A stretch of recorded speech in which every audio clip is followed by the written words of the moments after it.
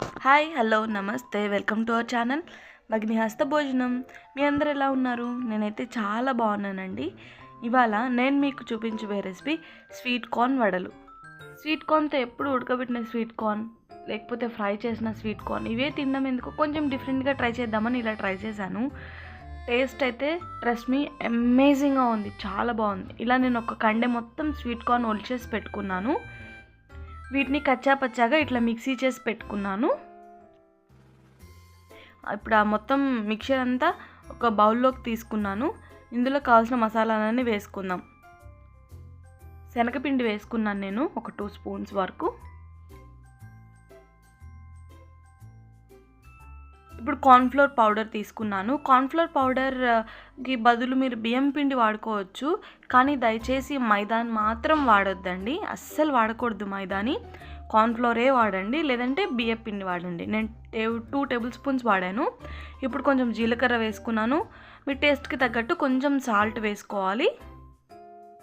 పసుపు ఒక చిటికెడు, కలర్ కోసం పసుపు వేశాను. ఇప్పుడు కారం కూడా మీ టేస్ట్కి తగ్గట్టు కొంచెం సరిపోతుంది, మరీ స్పైసీగా ఉంటే తినలేము. సో అల్లం ముక్కలు వేసుకున్నాను.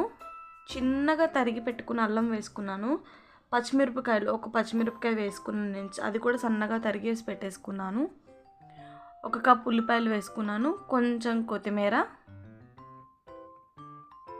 ఇవన్నీ వేసేసి చేత్తోనే బాగా కలిపేయండి, ఆ పిండి అంతా కలిసేలాగా. ప్రాసెస్ చాలా ఈజీ అండి, ఏం లేదు, చాలా సింపుల్ ప్రాసెస్. అండ్ టేస్ట్ అయితే చాలా అమేజింగ్గా చాలా బాగుంది.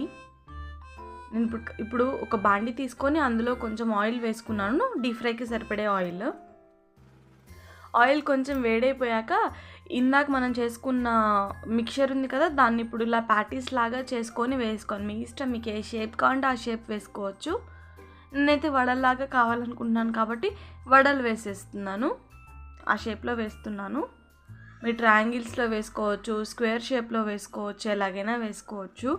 బట్ ఇక్కడ ఇంకొక చిన్నది ఏంటంటే, మనం మెత్తగా గ్రైండ్ చేయలేదు కదా, పచ్చాగా గ్రైండ్ చేసాం కదా. సో ఈ స్వీట్ కార్న్ ముక్కలు ఏవైతే ఉన్నాయో అవి నూనెలో వేయగానే ఒక్కొక్కసారి పగిలే ఛాన్సెస్ ఉన్నాయి. సో కొంచెం నూనెకి దూరంగా ఉండి వేయండి, మరీ దగ్గరగా నుంచోవద్దు.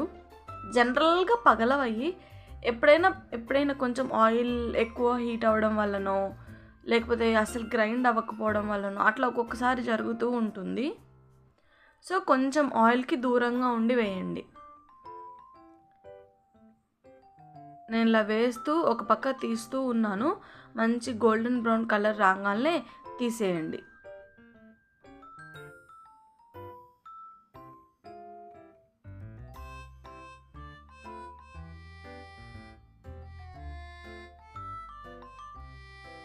ఇవైతే ఈవినింగ్ స్నాక్స్ కింద చాలా టేస్టీగా ఉంటాయి.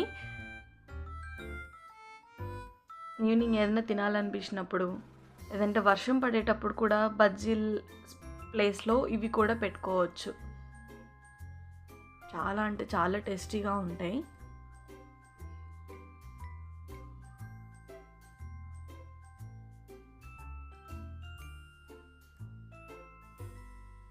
ఇలా చక్కగా అన్నీ వేగుతూ ఉన్నాయి. ఇప్పుడు అది వేగిపోయింది కదా, అందుకని అలా తీసేసాను. అవి చూసారా చక్కగా ఎంత గోల్డెన్ బ్రౌన్ కలర్ వచ్చి బాగా చక్కగా వేగిపోయాయి. ఇవి పైనేమో క్రిస్పీగా, లోపల సాఫ్ట్గా, చాలా టేస్టీగా ఉంటాయి.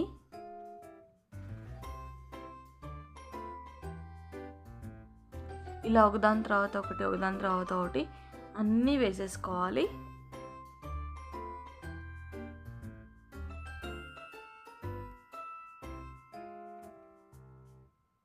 చూసారా అంతే వేగిపోయినాయి అన్నీ, నేను తీసేసాను.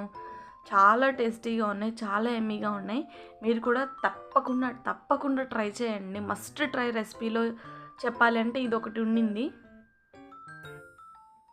చేసుకోవడం చాలా సింపుల్ కదండి, ఏముంది, ఒక స్వీట్ కార్నే కదా, అంతే. మన ఛానల్ని లైక్ చేయండి, షేర్ చేయండి, సబ్స్క్రైబ్ చేయండి, పక్కనే ఉన్న గంట బెల్ని నొక్కండి. సపోర్ట్ చేయండి మన ఛానల్. ఇలాంటి ఇంకా వీడియోస్ చాలా పోస్ట్ చేస్తూ ఉంటాను. Bye bye.